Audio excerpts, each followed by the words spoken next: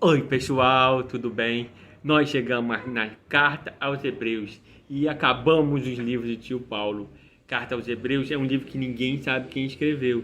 Tem gente até que acha que foi tio Paulo, mas ela tem coisas, temas muito diferentes do tio Paulo, então ninguém sabe exatamente quem escreveu.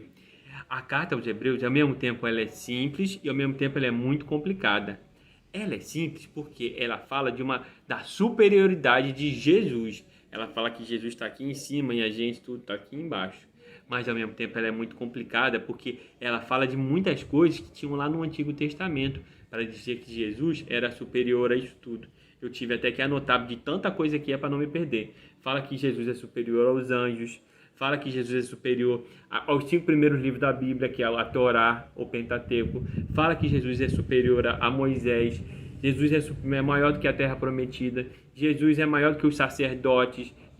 É maior do que Melquisedeque, do que os sacrifícios. Vai falando isso tudo para Jesus, para dizer que Jesus é a nova aliança e é melhor e superior que todas essas coisas.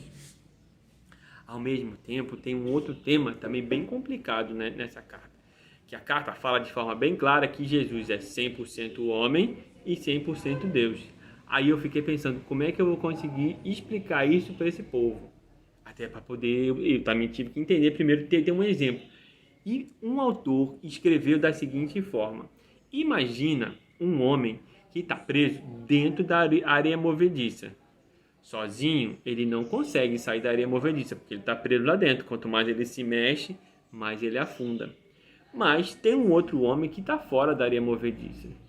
Se o homem que está fora da areia movediça puxar quem está dentro, não vai conseguir, porque ele precisa de força, precisa fincar um pé lá dentro. Então ele tem que botar um pé dentro da areia movediça e um pé fora da areia movediça para poder puxar, para poder ajudar aquele que está preso lá dentro. Esse que está dentro da areia movediça somos nós, os pecadores, todo mundo. Sozinho a gente não consegue sair da areia movediça. E aquele que está fora e que bota um pezinho dentro para ajudar a gente a sair lá de dentro é Jesus. Porque Jesus é inteiramente homem e inteiramente Deus. Ele bota o pezinho para poder saber, porque ele veio para a terra como um homem, para saber exatamente o que cada um da gente passa. Mas ele veio e não se contaminou, não cometeu pecado, foi o único justo que teve sobre a terra. Exatamente por isso que ele bota o pezinho dele dentro da areia movediça e não se suja, porque a areia movediça é o pecado que pega a gente, que agarra a gente, puxa a gente. E através de Jesus, ele botou o pezinho dele na terra e através da vinda dele ele consegue tirar a gente de dentro da areia movediça, porque ele faz força, ele fez força por cada um de nós quando ele morreu na cruz.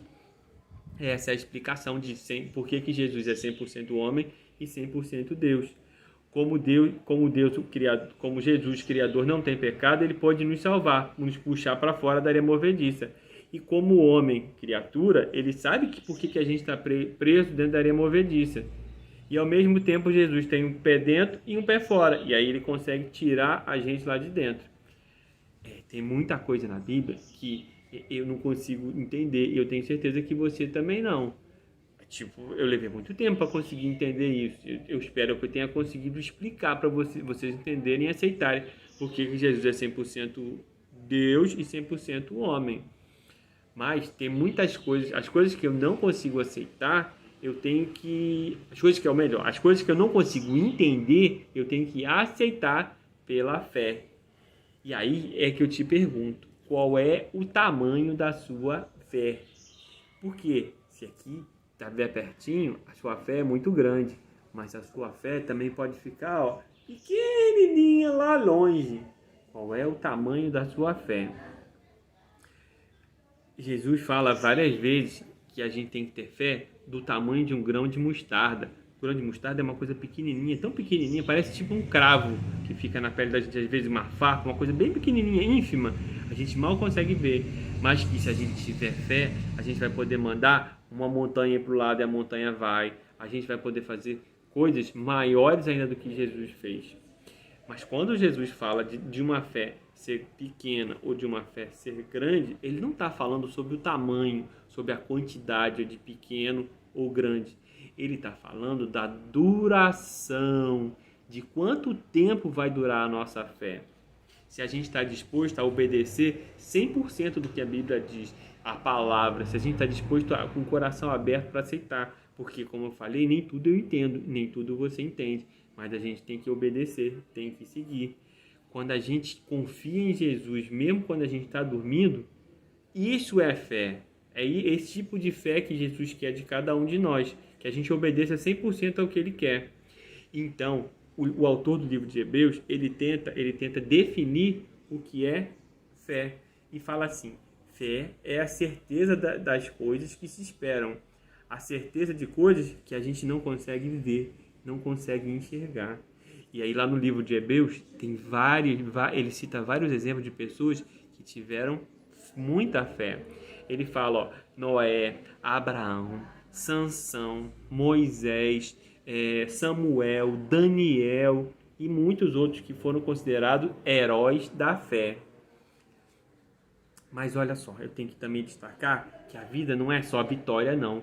Nem todos esses que eu falei que tiveram muita fé, eles venceram, eles conquistaram o objetivo deles. Muitos deles foram presos, foram mortos, foram torturados. Teve um até que perdeu a cabeça, foi decapitado. Nem todos conseguiram a vitória. Mas mesmo assim, mesmo não tendo o que parecia a vitória na terra, eles foram vitoriosos. Por quê? Pela fé. Porque a duração da fé deles, eles não perderam a fé, não desanimaram. Mesmo quando eles estavam prestes a morrer, eles mantiveram a fé. Eles continuaram honrando a Deus, mesmo sem receberem o que eles esperavam aqui na terra. Fé é alguma coisa invisível que causa mudanças no mundo visível. Então, eu termino esse texto perguntando para você, qual é o tamanho da sua fé? É grande ou pequena? Não se esqueça, o que importa é a duração. Quanto tempo vai durar? Porque ela pode começar pequenininha, do tamanho de um grão de mostarda, e crescer, fazer a diferença aqui na Terra. E se você acha que a sua fé está muito pequenininha, está muito longe, ore, busque o Espírito Santo, porque fé é um dom que o Espírito Santo dá para cada um de nós. Então busque por isso, orando, pedindo ao Espírito Santo que ele vai aumentar a sua fé. Tchau, pessoal.